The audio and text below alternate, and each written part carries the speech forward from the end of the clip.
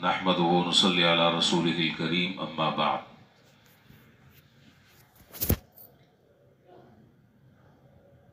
کل ایک حدیث شروع کی تھی جس حدیث میں جناب نبی کریم صلی اللہ علیہ وسلم نے 5 باتیں ارشاد فرمائیں، اور وہ باتیں ارشاد فرما کر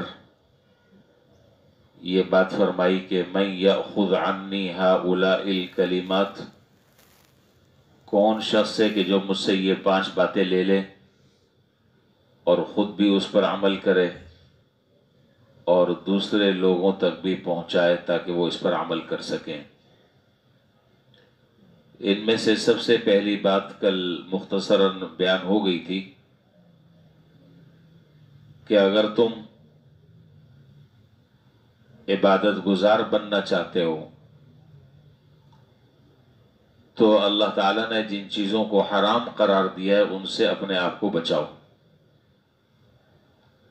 فرائض اور واجبات کی ادائیگی کے بعد دوسرے نمبر پر اہم ترین چیز ہے ہر طرح کے گناہوں سے بچنا۔ اس کے بعد پھر درجہ ہے نوافل کا، نفلی عبادات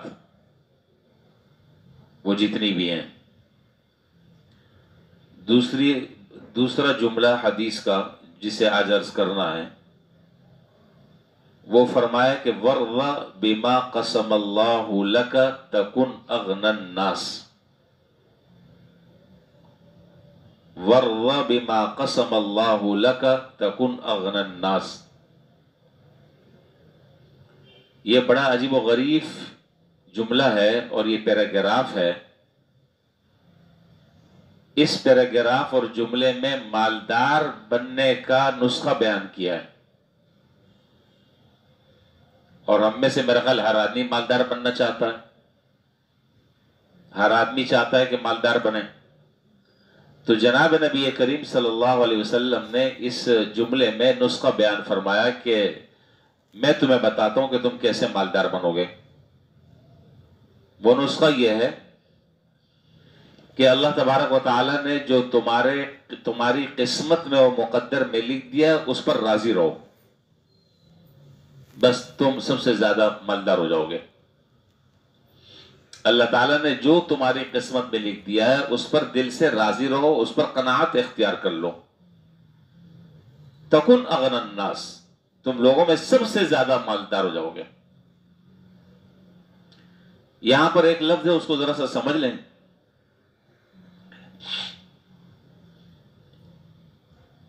ایک لفظ اردو میں استعمال ہوتا ہے جسے کہتے ہیں غنی، اور ہم اس کا ترجمہ کرتے ہیں اردو میں مالدار، لیکن عربی میں یہ ترجمہ نہیں ہے، یہ ترجمہ ناقص ہے۔ حدیث میں اور عربی میں غنا کا لفظ استعمال ہوتا ہے۔ ایک حدیث میں جناب نبی کریم صلی اللہ علیہ وسلم نے ارشاد فرمایا لیس الغنا عن کثرت العرض ولکن الغنا غنا النفس، فرمایا کہ غنا اور مالداری یہ زیادہ مال و دولت جمع کر لینے کا نام نہیں ہے، بلکہ اصل غنا تو دل کا غنا ہے۔ اگر آدمی کو اللہ تعالیٰ نے دل کے اعتبار سے غنی بنایا ہے وہ ہے حقیقت میں مالدار، ورنہ اپنے مال پر، اپنی دولت پر، اپنے خزانے پر سانپ بن کر بیٹھ جائے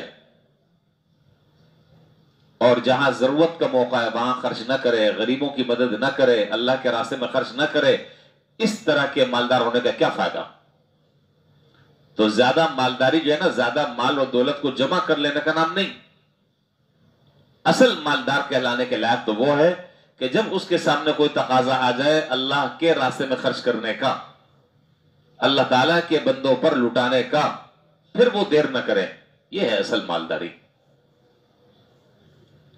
اور حدیث میں جناب نبی کریم صلی اللہ علیہ وسلم نے ہمیں اور آپ کو ایک دعا سکھائی ہے۔ دعا تو لمبی ہے لیکن میری جو گفتگو ہے اس سے متعلق جتنا ٹکڑا ہے حدیث میں دعا کا وہ میں آپ کے سامنے ذکر کر رہا ہوں۔ دعا تو لمبی ہے، بس اس ٹکڑے کو اگر یاد کر لیا جائے، اس حصے کو یاد کر لے تو وہ بڑی دعا کافی اور شافی ہے. اللہم قنعنی بما رزقتنی، اللہم قنعنی بما رزقتنی، اے اللہ آپ نے مجھے جو رزق عطا فرمایا ہے، جو مجھے آپ نے دولت عطا فرمائی ہے، اس پر مجھے دل سے قناعت اختیار کرنے والا بنا دے، دل سے مجھے اس پر شکر کرنے والا بنا دے، زیادہ کی حدیث میرے دل میں پیدا نہ ہو. اللہم قنعنی بما رزقتنی. دیکھیے بات اصل میں یہ ہے کہ یہ دنیا ہے، اس دنیا میں آج تک کوئی آدمی ایسا آپ کو نہ ملا ہے نہ آئندہ ملے گا کہ جس کی دنیا کی ہر خواہش پوری ہوئی ہو. وہ حدیث شریف میں بھی ہے کہ انسان کی خواہش اور اس کی آرزو اور تمنا وہ قبر کی مٹی بھر سکتی ہے. واقعی ایک سونے کی اگر وادی مل جائے تو وہ یہ کہے گا کہ دوسری بھی ہو، دوسری مل جائے تو وہ تیسری کی تمنا کرے گا، تیسری مل جائے چوتھی کی تمنا کرے گا، یہاں تک کہ قبر میں پہنچ جائے. تو آج تک کوئی آدمی ایسا نہیں ملا، تلاش کرنے سے بھی نہیں ملا، جو یہ کہے کہ جی میری ساری خواہشات جو ہیں وہ پوری ہو گئی. خواہشات پوری ہونے کی جگہ یہ نہیں ہے. کون سی جگہ ہے؟ وہ جنت ہے انشاءاللہ، جہاں اللہ تبارک و تعالی ہر جنتی کو ایک بادشاہت عطا فرمائیں گے، ایک بادشاہت اللہ تعالیٰ اسے عطا فرمائیں گے. وہ ہے جگہ جہاں ہر خواہش پوری ہوگی، یہاں نہیں ہے. لَهُمْ مَا يَشَاءُونَ فِيهَا وَلَدَيْنَا مَزِيدٌ وَلَكُمْ فِيهَا مَا تَشْتَهِي أَنفُسُكُمْ وَلَكُمْ فِيهَا مَا تَدَّعُونَ. جو دل میں تمہارے خیال پیدا ہوگا اللہ تبارک و تعالیٰ اس کو پورا فرما دیں گے، لیکن دنیا میں نہیں ہے. اب دو صورتیں ہمارے پاس رہ جاتی ہیں. ایک صورت تو یہ ہے کہ ہر خواہش کے لیے ہم ہاتھ پاؤں مارتے رہیں اور کوشش کرتے رہیں، وہ پوری تو ہوگی نہیں، ظاہر بات ہے. اور اس خواہش کو پورا کرنے میں آدمی اپنی زندگی بسا اوقات گزار دیتا ہے، لیکن وہ ہاتھ نہیں آتی، وہ ہاتھ نہیں آتی. اور بے چینی الگ بڑھتی رہتی ہے، تکلیف الگ بڑھتی رہتی ہے، آدمی دماغی طور پر ذہنی طور پر پریشان الگ رہتا ہے. دوسرا عافیت کا راستہ یہ کہ جو اللہ تعالیٰ نے دے دیا بس اس پر قناعت اختیار کر لیں. یا اللہ اسے میرے لیے برکت ڈال دیں، اسے میرے لیے خیر ڈال دیں، اسے میرے لیے بھلائی ڈال دیں، سکون اور عافیت مجھے عطا فرما دیں. اور یہ اگر اللہ تعالیٰ کسی کو دے دے تو اس سے بڑا دولت مند کوئی اور نہیں ہے، اس سے بڑا مالدار کوئی اور آدمی نہیں ہے جس کو اللہ تعالیٰ یہ قناعت کی دولت نصیب فرما دیں. دیکھیں یہاں تو حال یہ ہے، دنیا کا حال تو یہ ہے کہ آپ جس آدمی کو بھی، آپ کس کس سے مقابلہ کریں گے؟ آپ مجھے کوئی ایک آدمی تو بتائیں کس کس سے مقابلہ کریں گے؟ آپ جس اگلے آدمی کو دیکھیں گے آپ کو اس کے پاس اچھی چیز نظر آئے گی. چلیں فرض کر لیں آپ نے محنت کر کر، بھاگ دوڑ کر کر، اوور ٹائم لگا کر، جی مختلف جابیں کر کر کے آپ وہاں تک کے پہنچ گئے، وہ لے لیا. اس کے بعد پھر جب آپ نے آنکھ اٹھا کر دیکھی اگلے آدمی اس کے پاس کچھ اور ہے، اب آپ نے اس کی کوشش شروع کر دی. وہ بھی محنت کرتے کرتے کرتے کرتے کرتے، میں یہ سب فرضی بات بتا رہا ہوں، کرتے کرتے آپ وہاں تک پہنچ گئے، تیسرے آدمی کو دیکھا اس کے بعد اس سے زیادہ کچھ اور ہے.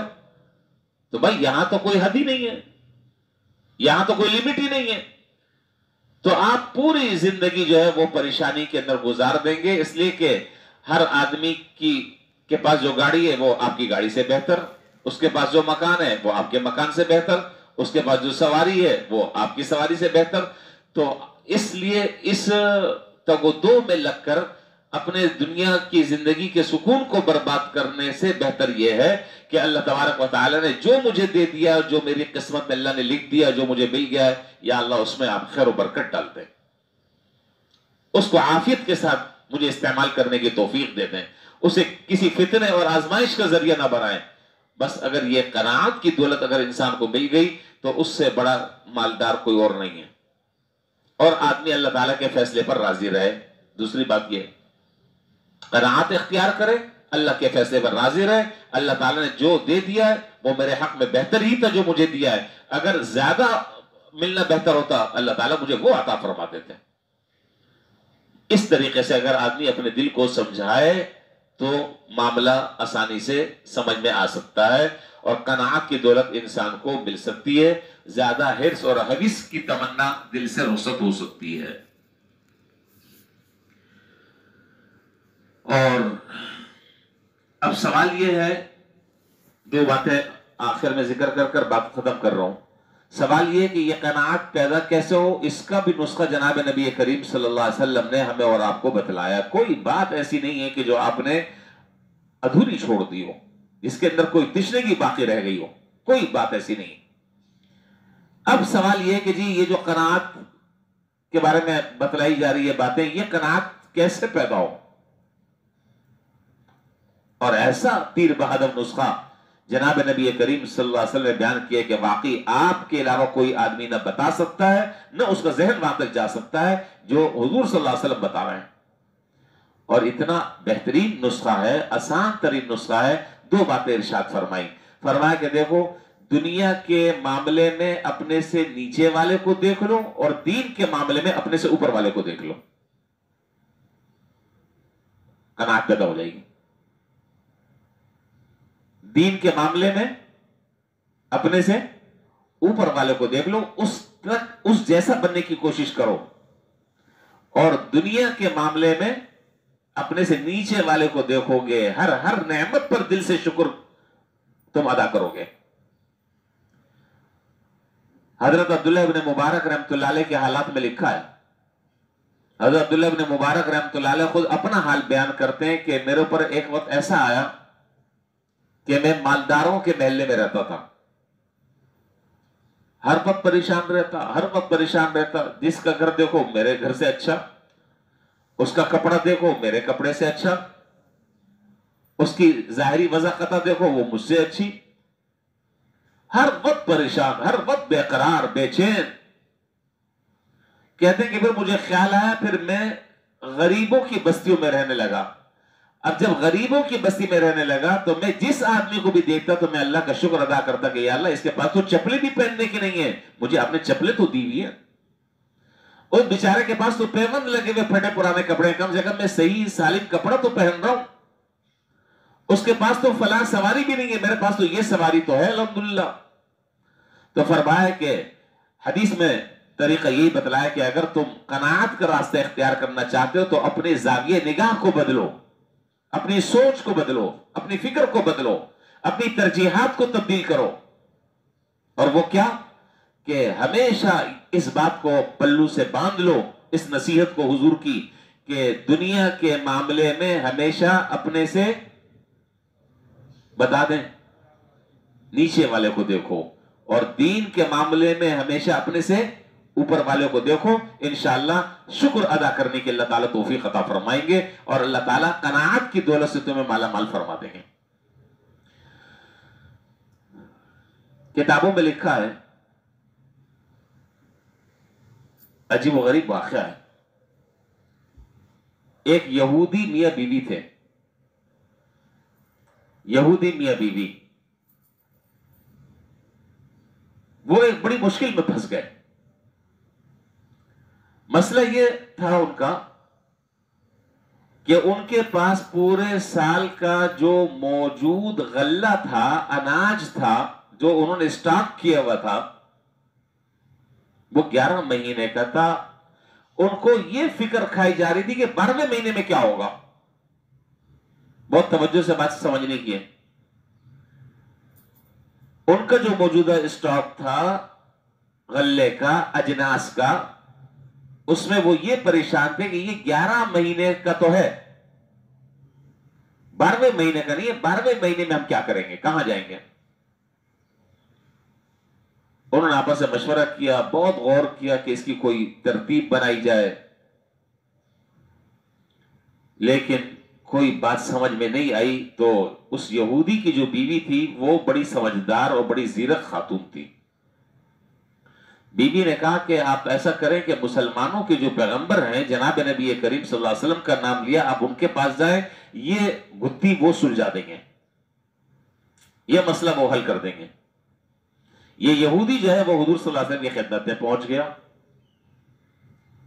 اور آپ کے سامنے جا کر اپنا مسئلہ رکھا کہ حضرت یہ مسئلہ ہے۔ آپ نے کہا کوئی مسئلہ ہی نہیں ہے، یہ کیا مسئلہ ہے، یہ تو کوئی مسئلہ ہی نہیں ہے۔